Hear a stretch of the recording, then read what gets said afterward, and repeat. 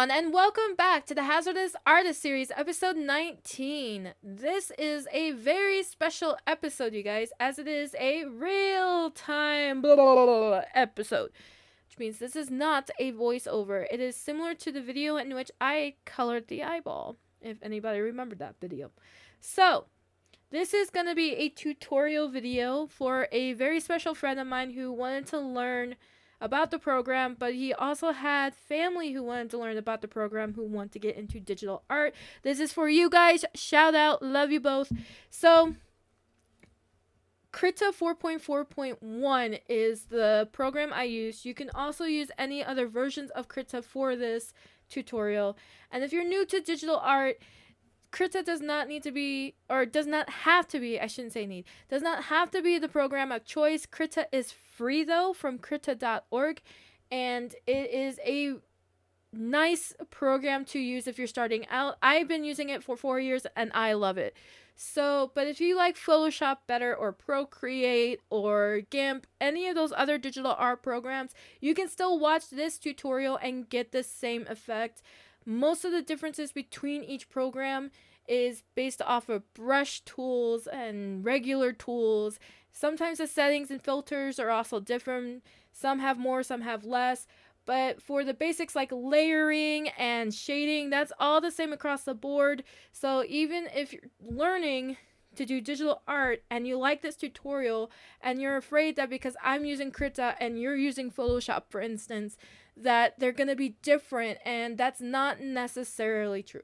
So with that, I'm going to open a recent document, actually, one that looks like it's unfinished.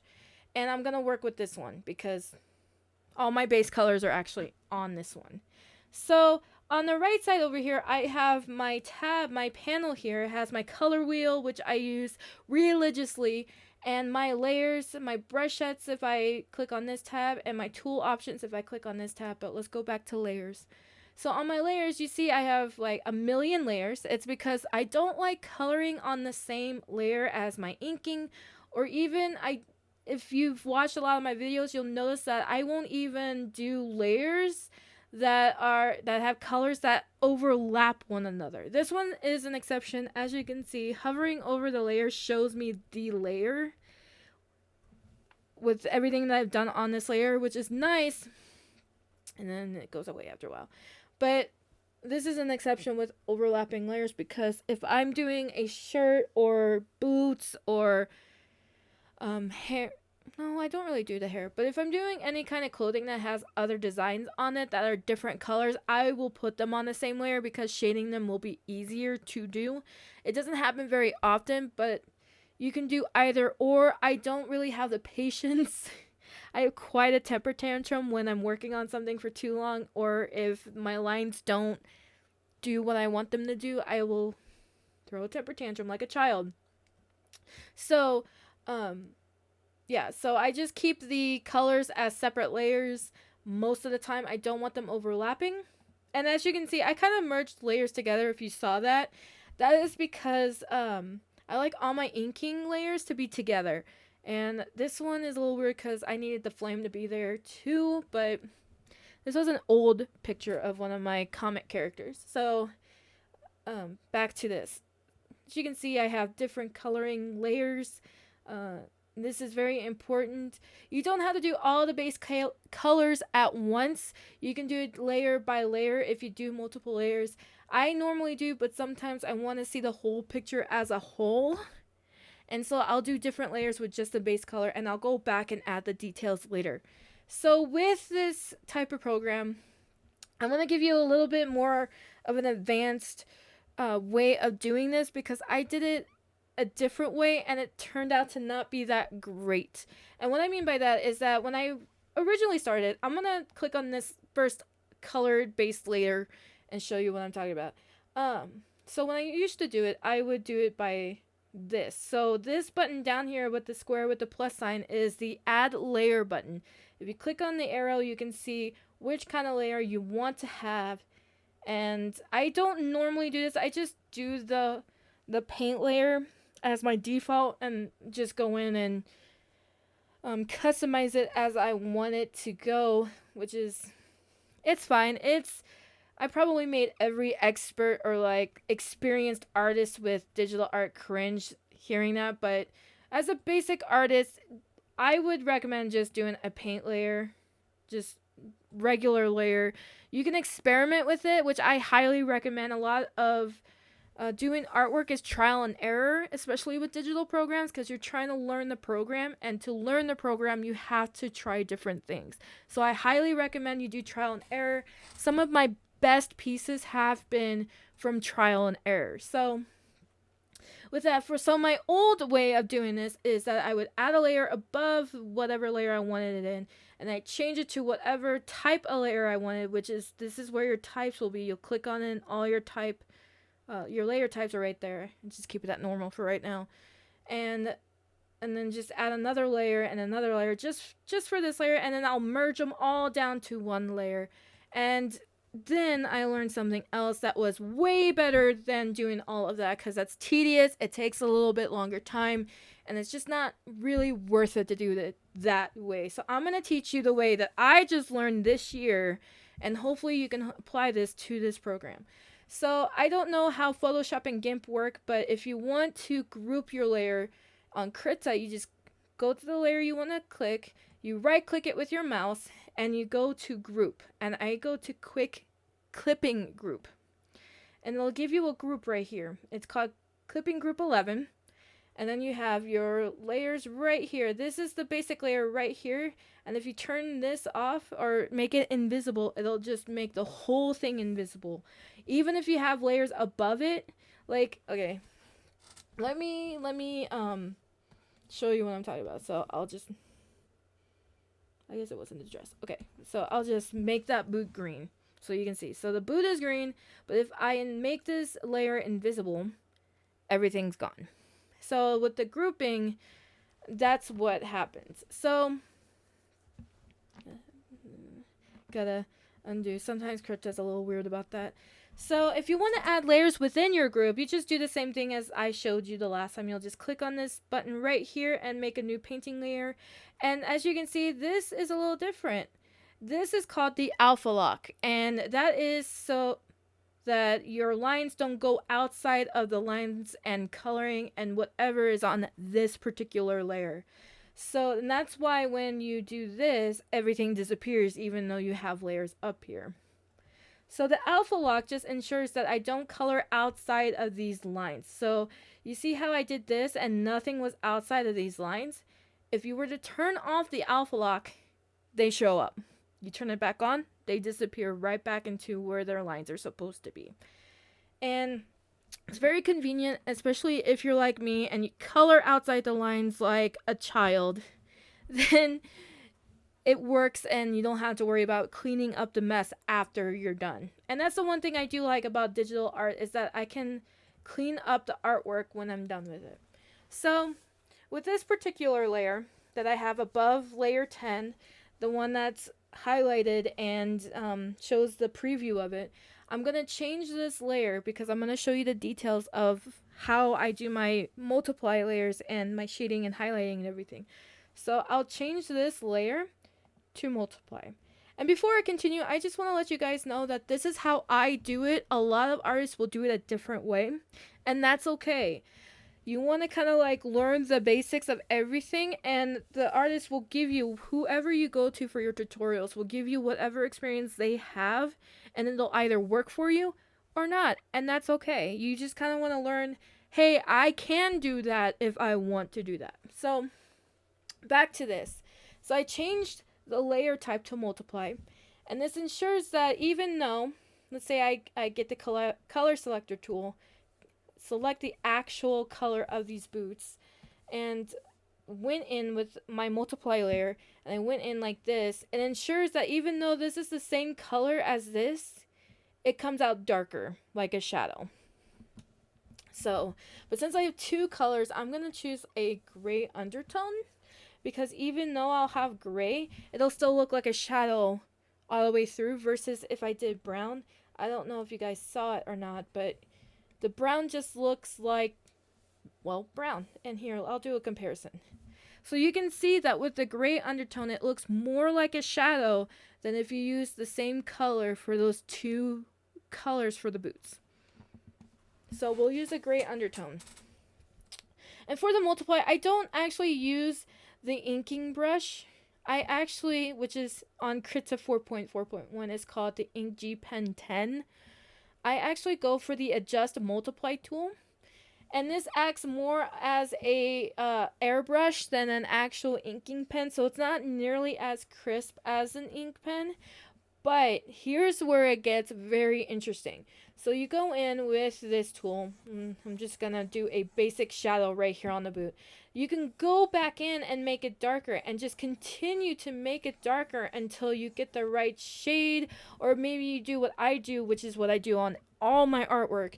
You get different levels of shadow and then you create this effect. And with me, I like to use a bristles mix toothbrush. I almost said toothbrush. A brush that is bristles, that has bristles like toothbrushes, and you use it and you go and you blend it all together. When you use a tablet, which is what I would recommend, because there's sensitivity on a tablet that you can use to your advantage. So if you press really hard, you'll get that nice like hard brush stroke. But if you are soft about it, you won't get nearly as much of the brush stroke clarity as you would if you just pressed hard. And you can't see it because it took me a couple times. This brush is a little bit not a great example, but you can kind of see where I was with this brush. But I was very light on my on the tablet. If you use a mouse, there is a way to do it, and you can Google search on how people do make it happen. You can probably play with the settings and experiment, but I always use a tablet, and they range from $75 to over $1,000. With Krita, you can use Huon and a couple other tablets that are supported by this program. They'll tell you on their website at krita.org for whichever version of Krita you're going to download. And I highly recommend it if you're doing art pieces such as this, because it'll show up better and you can use that sensitivity to your advantage. And because I also don't have any experience using my mouse as my my tool of choice. So we're going to go to the layer above the multiply layer. And with these layers, you can do one on top of the other or vice versa. It doesn't really matter. I do it this way because it helps me to not understand, but it helps me to add highlights to the shadow if I have to. Because when you have a reflective object and there's a light beaming down on it, that reflective object is going to have a reflective highlight at the bottom of it, because that's how light works. And I want to make sure that when I'm doing my layers and I'm showing that reflectivity, that my shadow layer is below my highlight layer. So this is why I do it this way. So my multiplier is right above the base color layer, and then my highlight layer will be right here. So with the highlight layer, you could do normal layer type, or you can do a luminosity layer type. The luminosity will make it shine brighter, but their colors are they're very picky about how you do your highlights and how it comes out. So I typically just leave it to normal. That way I don't have that. And with the highlight, I don't use gray because as an undertone, it just doesn't look right. So I'll do the adjust dodge. The adjust dodge or the adjust lighten. So adjust lighten is this tool, and then adjust dodge is that tool. You can use either one. I like adjust dodge when I'm doing colors because it makes the colors come out in a very cool effect. So it's not necessarily like multiply where it's darker and darker and darker. It's like color dodge. So it's very hard to explain the color dodge's effect, but instead of going light, light, light, as you would with the same color, it goes light, a different shade of that light, a different shade of that light. And I don't know, I'd have to actually do another video to show that effect, but I'm not going to do it in this video. So I'm taking my adjust lighten tool, and the gray, and I'm going to show you what I'm talking about. So as you can see, it looks great. You have that highlight, you go back in, you get another highlight, you go back in and get another highlight. But when you do that, you start to see the gray underneath all of this, and for me, that's a little off-putting. So I don't normally do a gray when I'm doing highlights, unless, it's actually gray. So what I will do, and if like the shadows are very, out there, I'll actually make the multiply layer invisible. I'll go in with my color selector tool, which looks like a pipette, and I'll click on the color I want, go back to my brush tool, and either turn the layer invisible on, visible or invisible. Turn it visible on, and I'll go back. Make sure that you click on the layer you want to work on. It happens all the time with me too. You'll click on the wrong layer and you start drawing on the wrong layer, and then you have to, after you shout some expletives, you go back to the layer you're supposed to be on after you undo everything you just worked on. So with this brown one, I'll probably turn down this opacity just a little, not the opacity, the tool size just a little bit lower, so I can have a little bit more accurate range when I'm doing this. And I have the adjust lighten, which, as you can see, nothing happens because it's the same color. You go in again.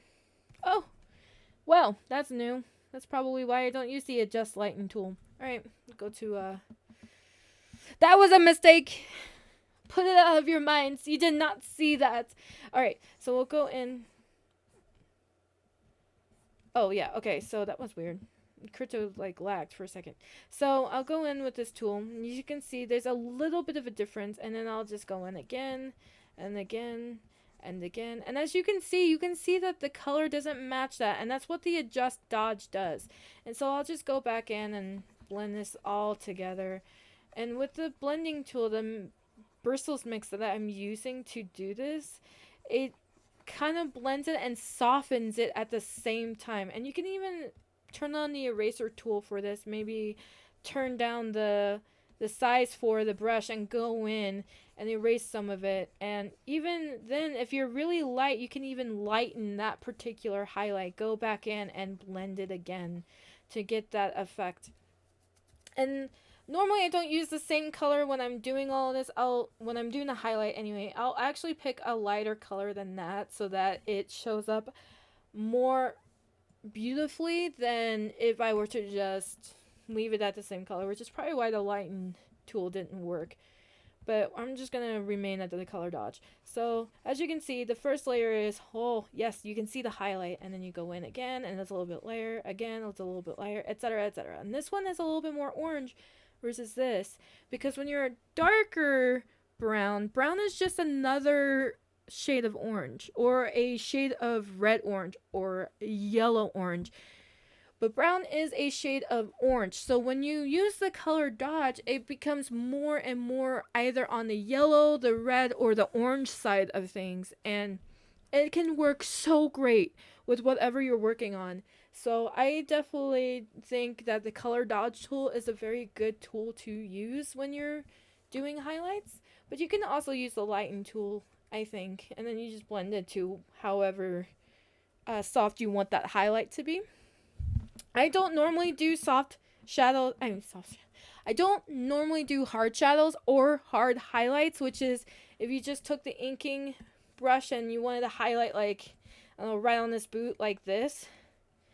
I don't do all of that, and all the animators do. So if you ever watch any of your favorite anime or even your cartoons that have basic shadow and highlighting, they're all sharp highlights and sharp shadows, and it just means that the lines for the shadows and the highlights are crisper. They're not, blended in and a little bit grainy as you see here. They're sharp and clear. So, but I don't like that typically, just because I know that sharp shadows exist in life, but it looks more realistic to blend them in and soften them. So I'm gonna do the adjust lighten with the new highlight color I chose and see if that works, because okay, it doesn't work that well, but maybe I'm doing it wrong too, and if you figure out a way, kudos to you. Like I said, trial and error is your best friend when you come to this. So this is the boot that I have. I'm going to actually make that layer invisible, and I'm gonna go in and get this color.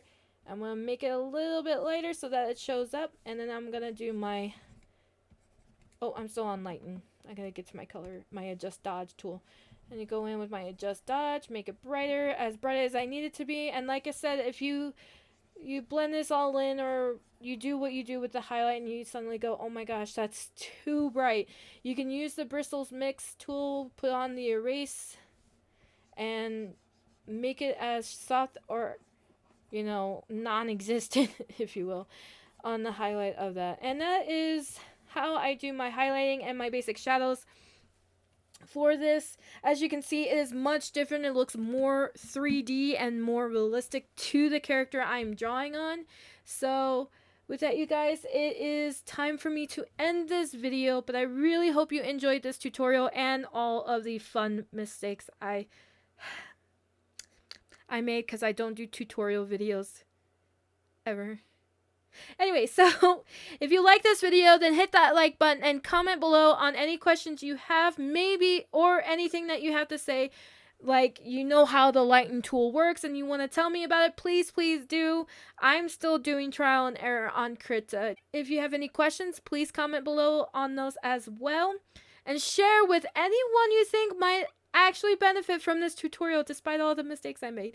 And yeah, guys, this week is Thanksgiving, so I hope you have a wonderful Thanksgiving. If there are reasons why you hate these types of holidays, then I just hope you have a great day and, you know, you don't bump into a Karen or anything. So with that, you guys, I will see you all next week. It'll probably be a new tutorial video. Maybe I go into a little bit more depth on how to do things, maybe not.